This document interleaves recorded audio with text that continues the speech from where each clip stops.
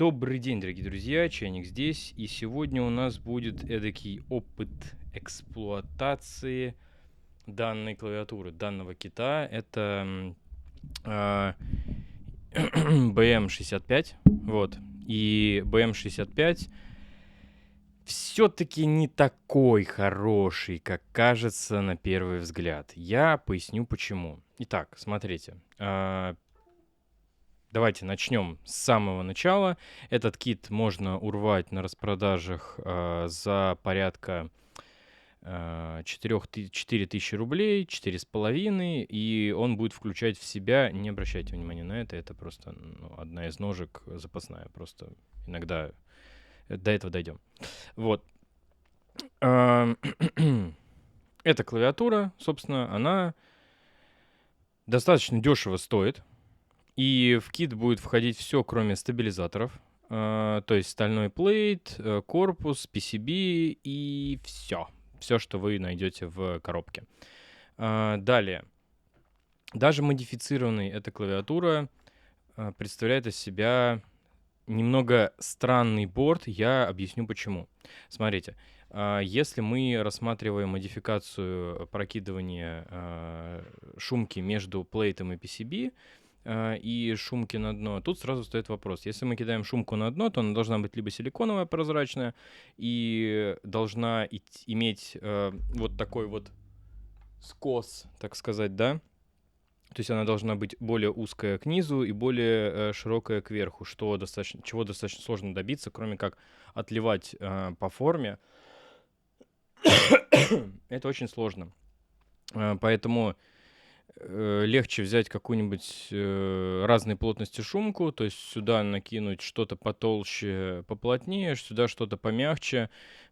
Соответственно, оно приплюснется и будет потоньше, и будет нормально. Ну, то есть оно будет, как бы нивелирует вот эту разницу. Ой, прошу прощения. Вот. И это уже как бы проблемы, уже геморрой, который неудобен, который вот прям точно, которым точно захотят заниматься немногие. Но окей, допустим, вы захотели заняться, вы это сделали, все, вы молодцы. Вы получите чуть более приглушенный звук, да. Собственно, но вы лишаете себя подсветки на дне. То есть весь прикол, одна из приколюх данного борда, это то, что у нее тут 16 диодов распаяно на днище, и, соответственно, вам будет светиться оно как бы в стол, вот так вот расходиться, это будет прикольно выглядеть. Если вы готовы себя лишить этого, пожалуйста, выключайте эти диоды в прошивке и будьте здоровы, как бы сюда наклеить все, что угодно. Я сделал Tempest Tape мод. Тайпинг, скорее всего, к этому моменту уже вышел на канале. То есть я проклеил пластырь и изоленту с ровным слоем, так сказать.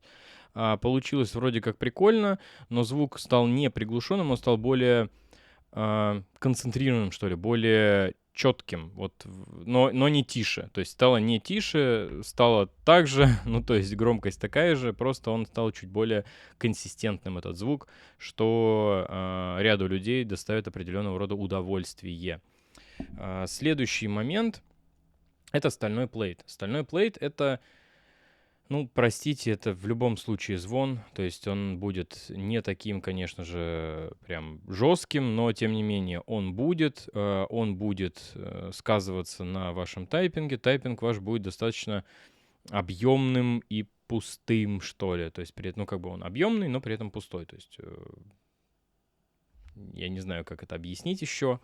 То есть, звук будет расходиться лучше, но он будет таким пустым, не концентрированным, не смачным. С чем помогает, я уже говорил, Tempest Tape мод этот. Окей, двигаемся дальше.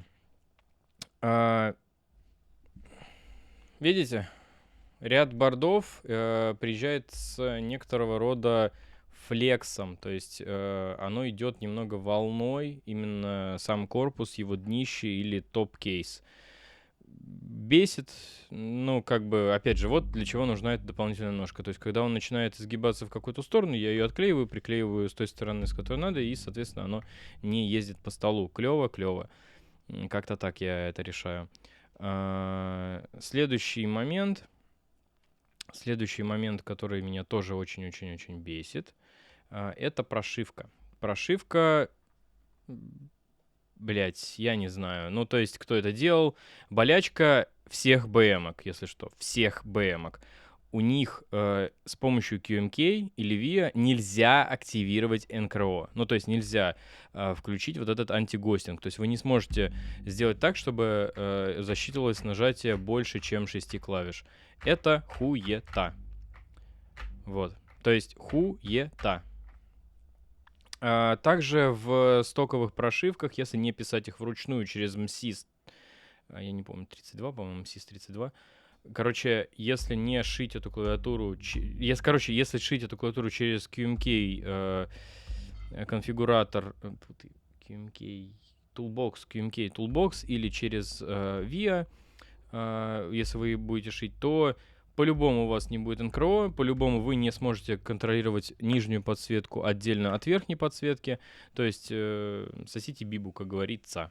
То есть у вас ничего из этого не будет. Нужно будет шить ее вручную. Следующий момент, это вот этот моментик, именно на 65% клавиатуре тут есть зазор. То есть, по идее, вот этот вот пробел должен быть полностью заполнен, но он заполнен не полностью, блядь, это бесит. То есть оно как бы в работе не сильно, но на эстетику влияет, то есть просто криво, блядь. То есть тут нормальный отступ, тут с этой стороны, блядь, ебаный пробел. Ну, окей, спасибо.